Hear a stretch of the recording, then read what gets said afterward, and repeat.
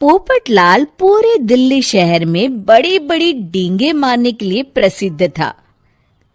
साथ ही वो अव्वल दर्जे का पेटू भी था। उसकी इस आदत के चलते कोई भी आदमी उसे अपने घर भोज पर नहीं बुलाता था। फिर एक दिन पोपटलाल अपनी बहन के घर जाता है, जो दूसरे शहर में रहती थी। अरे पोपटलाल, बड़े दिनों के बाद तुझे मेरी याद आई। माय डियर बहना, तू तो जानती है मैं अपने कारोबार में कितना व्यस्त रहता हूँ। हाँ, तेरी बात भी सही है। अब आया है तो कुछ दिन ठहर के जाना। अरे दीदी, ये भी कोई कहने की बात है। श्यामा देवी पोपटलाल को रहने के लिए एक कमरा दे देती है। अगली सुबह पोपटलाल जोर जोर से गरारे करना शुरू कर देता है।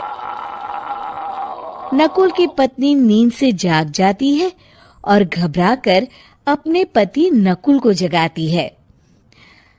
अरे उठिए, लगता है हमारे घर में कोई जानवर घुस आया है। कैसी अजीब अजीब आवाजें निकाल रहा है। मुझे तो बड़ा डर लग रहा है।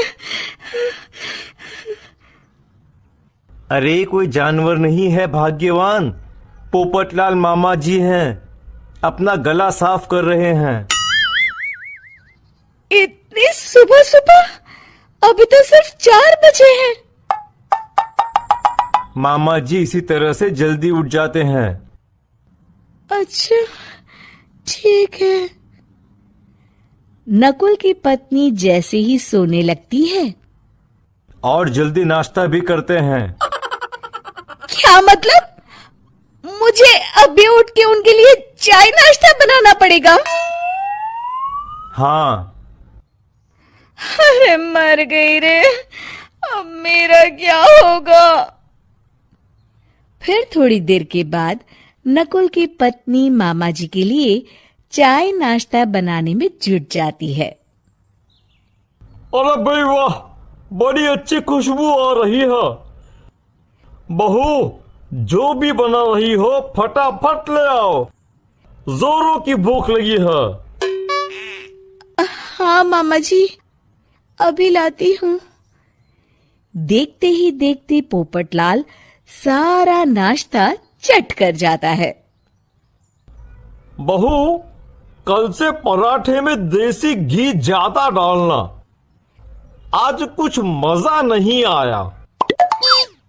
हे भगवान, इसका नाम तो पेटू लाल होना चाहिए था। पूरे 10 लोगों का नाश्ता अकेले हजम करने के बाद भी इन्हें मजा नहीं आया। इस तरह रोज पोपटलाल सुबह सुबह घर के सभी लोगों को नींद से बेवक्त जगा देता था और हमेशा खाने की उल्टी सीधी फरमाइश करते रहता था। देखते ही देखते गुप्ता परिवार की दिनचर्या अस्त व्यस्त हो जाती है। अरे भाई, खाने का असली मजा तो इस घर में है। अरे माँ, ये पोपटलाल मामा यहाँ और कितने दिन रुकेंगे?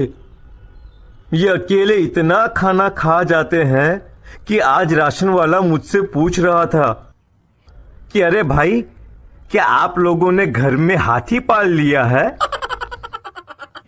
अरे बेटा, अब घर के मेहमान को कोई सीधे मुंह कैसे निकाल सकता है?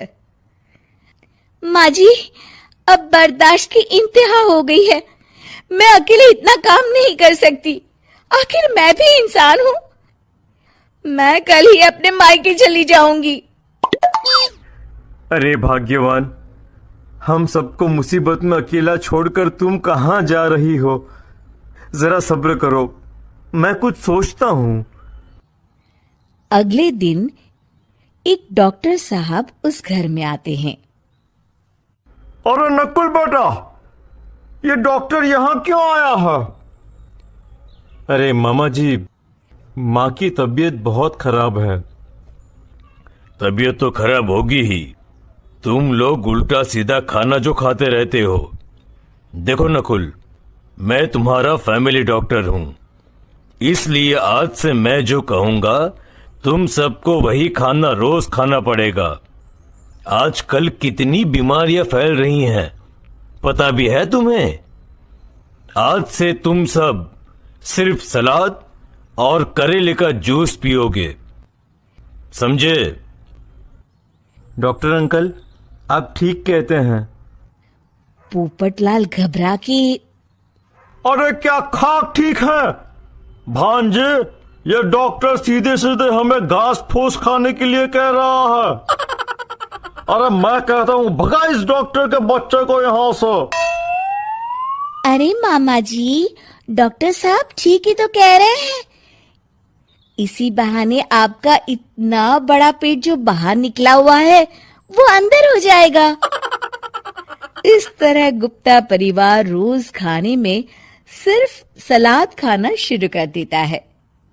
बेचारे पोपटलाल का बुरा हाल हो जाता है। ये लीजिए मामा जी, ताजा ताजा करेले का जूस। अरे नहीं नहीं बहू, मैं मरने से पहले मरना नहीं चाहता। मुझे तुम लोग माफ करो। यह भेड़ बकरी वाली जिंदगी तुम लोगों को मुबारक हो। मैं तो चला यहाँ से। पोपटलाल अगले दिन ही घर छोड़कर चला जाता है। क्यों बेटा नकुल, मेरी अदाकारी कैसी थी? मजा आ गया डॉक्टर। आपने तो बॉलीवुड के कलाकारों को भी मात कर दिया। आपको तो ऑस्कर मिलना चाहिए। बेटा, ये थोड़ा ज्यादा हो गया।